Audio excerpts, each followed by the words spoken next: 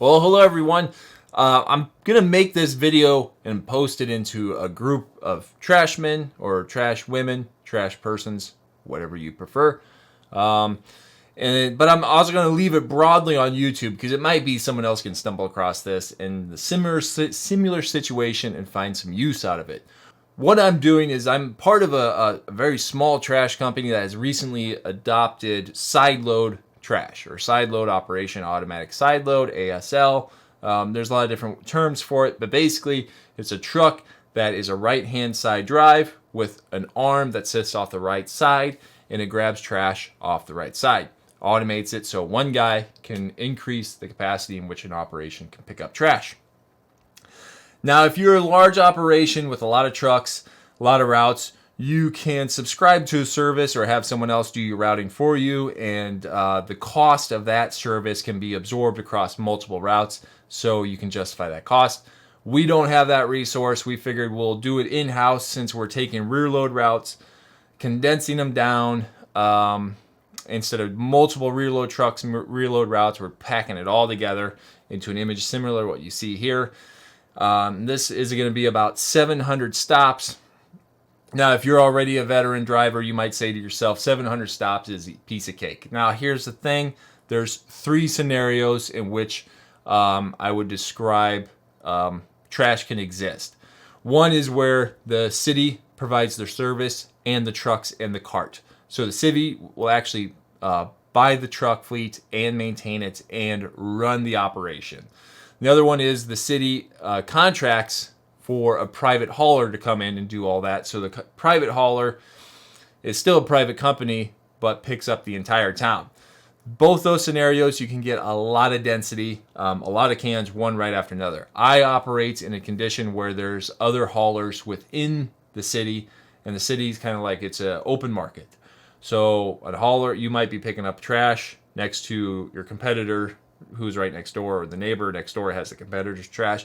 You can't get that density of like maintaining 130 stops an hour indefinitely for like 10 hours and running 1,300 stops. So 700 stops in this particular market, I would advocate is a pretty good start for within the first year of running an automated operation. The problem becomes is how do you route it? Now I'm going to start off with something that you're going to be like, that makes no sense. Why are you showing me this image? If you ever go to a Cracker Barrel, or if you're like myself, and as a kid you go to your great aunt's and this was on a coffee table, this is what they call the peg game, or like a golf tee game, whatever it is. But the rule is you take one peg and you jump over the other one, land it over an empty spot, and you remove the one that was jumped. And you keep doing that until there is only one peg left. Now, if you're not good at the game, there's 4 left. If you're maybe just learning, there's 3. If you're getting better, there's 2. If you're really mastered the game, there's 1. If you're able to play this game well, I would say you're able to route a side load route well as well. What I want to do here is when you're looking at your route, I want you to break down where the trouble spots are. Trouble spots could be like a school. There's going to be a school here, there's a school here, and a school over here, as well as a daycare. I think it's all one and the same. And there's a little bit of an offset or an outlier, but I think I want to mark it right here. Not a school, but there's a convenience store. In this part of the country, it's called a Casey's. You might have something else somewhere, wherever you're at. But Casey's, everyone's got to run in to get their coffee, their donuts, and possibly their energy drinks, whatever they need. They run in there. But it's next to an intersection where it's congested during rush hour, and particularly it's bad, and people are coming in and out of the parking lot on both sides. And you have a problem. I want to mark that there. I'm going to change my color here. What we have also are the major arterials that go through my route area. There's these streets here, north and south. This one here gets pretty bad as well. This is the highway that goes through town that brings a lot of people in. So I don't route, my route doesn't go there, but I kind of know where the source of the traffic is coming from. It's there. So that breaks up this route into my trouble spots. What I will do and what you need to know is you want to be able to anticipate how many stops per hour you can run. Now, on my low end, if I'm running 65 stops an hour, it's a red flag. That's a problem. That's a little low for my standards. 65 stops an hour means it's either after a holiday or the wind blew through and knocked all the trash over, and you're getting out like every other stop and like fixing something. That's a big problem. You don't want to do that. Holidays are going to kill you, where instead of running your high number of stops an hour, you're dropping down low and you can't anticipate where you're going to be. I use a rule of thumb about 75. I'm starting to push as I get a little bit better and tighten up the routes. We're also going into winter, so there's less trash. You're going to have less, like the stops that are out. You're just going to have less trash. Like you're not going to get out as much for extras if you're the service that provides that, where you actually get out and load the extras. We're not getting that. I'm not getting slowed down. So now I'm pushing like 85 stops an hour, but I've been using 75 as my rule of thumb. Why is that important to know? I'm going to write that down because you want to see these numbers. 75 stops an hour. I start at 5:30 in the morning. It's a little sloppy, but hopefully that makes sense. In 2 hours at 7:30 in the morning, if I'm running 75 stops an hour, that's going to put me about 150 stops. That's important because what I want to show you next is, let's delete that. It shows up okay. I can show you this. These are my rules. Not all of them, but the important ones for sideload operation. Obviously, the rule is going to be you're going to route for right-hand side. You want to minimize you want to do little to no backing up. I can't say that I know for sure the majority of incidents occur while backing up, but I can say that many of your avoidable incidents are probably going to happen while backing up. So if you can just not back up while running your route, that's going to help you tremendously. You want to minimize left-hand turns because left-hand turns require you to have traffic going both ways to be clear, and left-hand turns take longer, so you want to avoid that. You want to stick with right-hand turns. You want to avoid congested areas and avoid schools 7:30 to 8:15. So let's go back to what I was saying here. 75 stops an hour. I start at 5:30. In 2 hours at 7:30, I'm 150 stops in. So stops at 150 to about 225. That puts me to about 8:30. Usually school traffic clears up by 8:15, but let's say 8:30. Stops 150 to 225. You don't want those anywhere near your trouble spots. You see how I have like this red area here with the greens marking schools or congested areas? Don't route stops number 150 to 225 in those areas, because what's going to happen is you're going to take a big giant truck that's slow and you're going to pull it into an area where everybody's moving fast and they're all tiny. Okay, so you got like kids that are getting out of their parents' car and running around the car, or they're not using the crosswalks, or you got high schoolers trying to drive to school, which is the case up here. And what's unique is this spot up here. I started working this interior area here, thinking, well, I'll avoid this major arterial, and all the kids going to school are on that main road. I'll be fine. I'll just work on this side here. But what started happening is traffic backed up. It would back up to this street, and you'd get kids, these high schoolers, that would bounce through this neighborhood to skip the traffic to get to school. So I'd be working that neighborhood while people are like racing against the traffic light to get through that neighborhood and then out the other side. So they're like thinking, oh, if I drive fast enough through this residential neighborhood, I can get through it before the traffic light turns and I can hop out onto the street before traffic comes. That creates when you're a garbage man, that creates a bit of a high stress scenario, because you're making, like, there might be a turn where you do have to make a left-hand turn.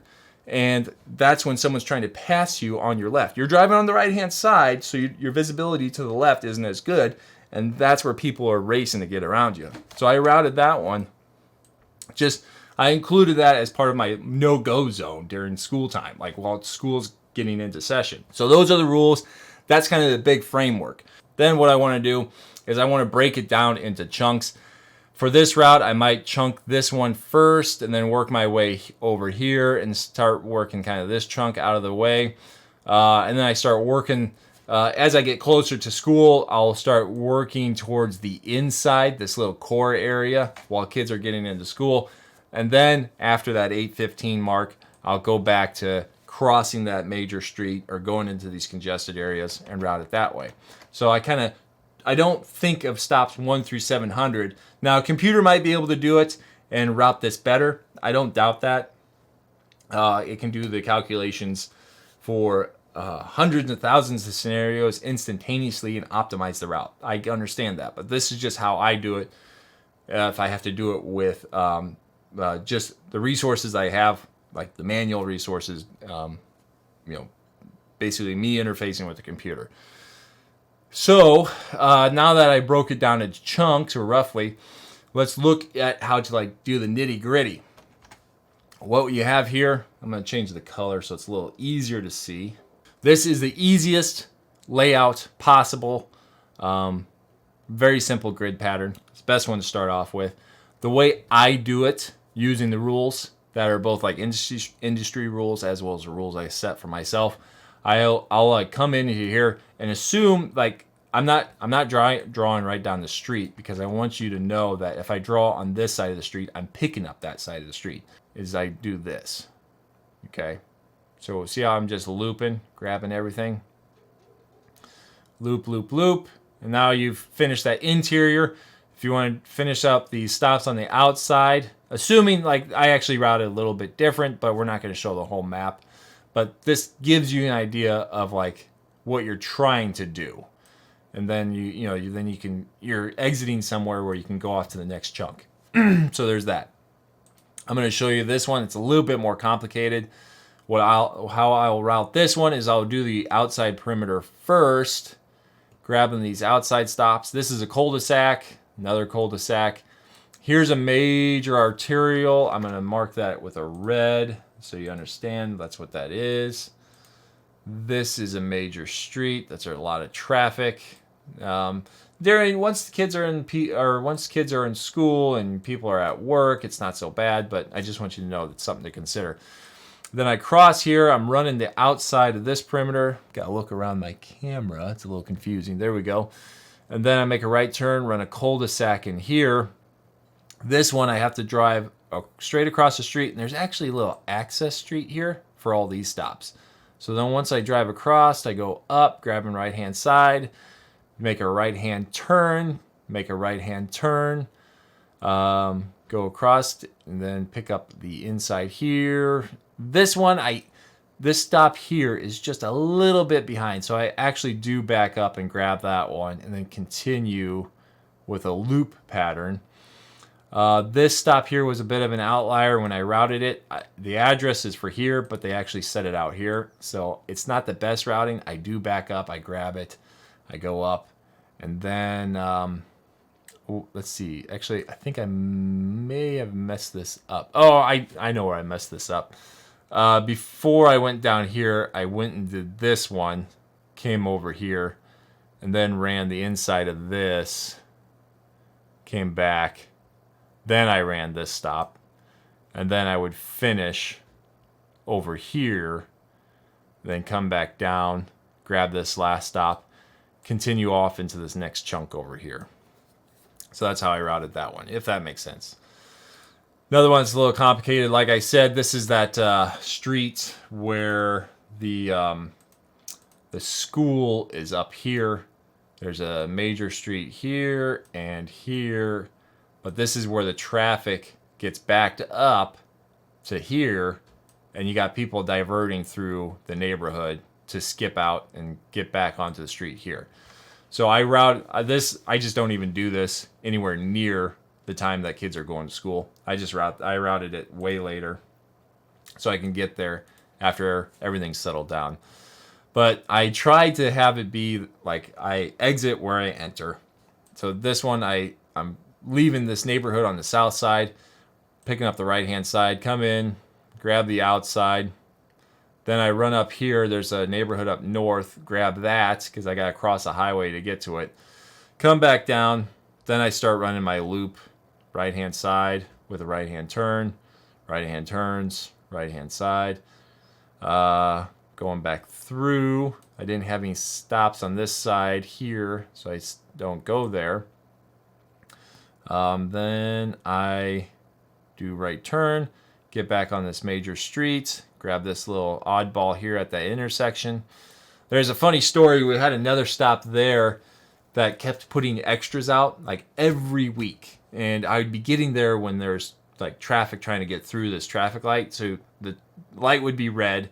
It'd build up traffic here while I'm trying to like reload the extras. And I don't like impeding traffic that much. Like, it's like if I was there for 12 seconds for the time it takes to empty the can, it's not a big deal. Roll in, grab it, dump it, set it down, get out of there. But this person kept putting extras out every week. And we're like, well, you got to get another can. Like, you have to subscribe to another can. It's an additional charge, but it's safer and it's faster. And they insisted not to, so they went to the competitor, which it baffles me from the garbage man perspective. But whatever. But now I feel bad because the competitor is a rear load operation. So now their guy has to get out on a busy street, go to the back of the truck where you're hoping that everyone is watching what they're doing. Because I'm assuming a lot of you who are in the trash industry have seen the videos where someone gets killed. Because it's not like when a car hits a guy into the back of a rear load. It's not a little bump. It's not a oops. It's not like, oh, the guy had minor injuries. It's like an on and off thing. It's like you either kill the guy or you don't hit the truck at all. Like, it's either or. So that one scares me. I'm a little concerned about it. But obviously the customers can choose what they want to do, and that's fine. And the competitor can choose to take that service, and that's fine. It's just one of those things where it's like there is a better, safer way. So whatever. Anyway, so moving on. So I finish up this loop. There's a little bit of overlap here, but if you drive that street, you're talking about seconds. It's really an insignificant amount. And then you exit the same place you came in and go finish this neighborhood down south. So that's how I do routing. I'm not saying I have the perfect method, but if you are in a similar situation where you're like, hey, I think I might move these stops to an automated route, it's a big step. I understand. It's immensely stressful. So it's not just the fact that it's like, oh man, I need to get all these carts that are compatible with the truck. Then you got to buy the truck, and that's stressful. And then you got to figure out how to maintain these trucks. And then when you do all that, when you finally make that step, you're like, how do you even route a route for right-hand side only? Like, there's just so many like cognitive leaps and bounds that need to be done in order to make that shift, and it's immensely stressful. And I've been a part of it in more than one scenario. That's why I'm making this video. I thought it might be helpful, and it kind of explains what a garbage man is thinking or should be thinking when he's driving a route. So when the guy's driving his route, if it's the route that he routed, you might be wondering, what's that guy thinking? Well, there's a lot of things he's thinking. You don't necessarily want to know everything he's thinking.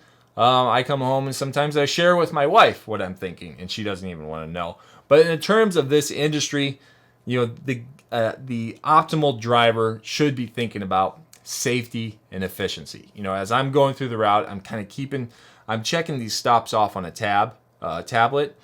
So I'm kind of looking at my time. I'm looking at the tablet. And I'm kind of thinking, all right, I'm sitting at 65, 75, 85 stops an hour. There's not a lot of extras, so I should be able to keep a good pace. Sometimes when I anticipate like a holiday where there's going to be extra trash, I can kind of like do a little bit of changing on the fly where it's just like, well, I'm going to run behind.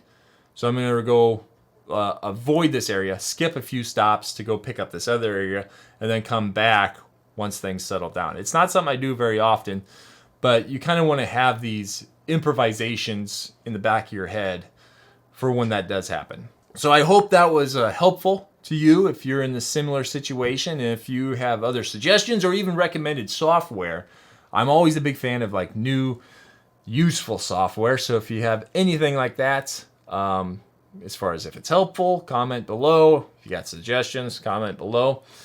And even if you're not in trash, you're just looking at this to kind of understand what your trash man is doing when he's picking up your stops. I hope you enjoyed it. So have a good one. And I don't know, I don't post very often, so I'll see you when I see you.